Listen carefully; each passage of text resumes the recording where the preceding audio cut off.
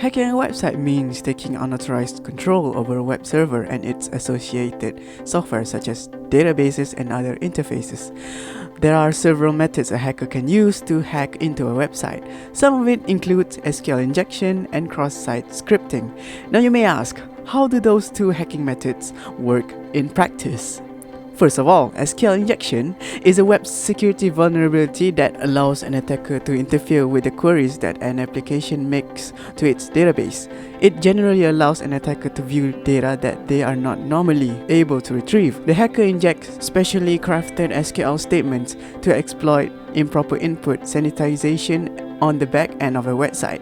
SQL is responsible for performing operations on a database like inserting values, updating values, deleting values from a database table. The injection attempt methods target the website and the server's database directly. When executed, the attacker inserts a piece of code that reveals hidden data and user inputs, enable data modification, and generally comprises the application. This vulnerability also occurs due to improper input sanitization. In this attack, the hacker injects some malicious script on the client side, or in other words, the browser. But how does injecting a script on the browser affect the whole website? It is simple. When the hacker injects some JavaScript in the web page and saves the activity on the web page, the user input, which includes the malicious JavaScript, is sent to the server so that it can be stored in the database. If the server does not validate the user input and blindly saves it into the database, it means that any user who requests the same web page is also served with the script that the hacker injected, and the user's browser executes that script because it is coming from a website that they trust.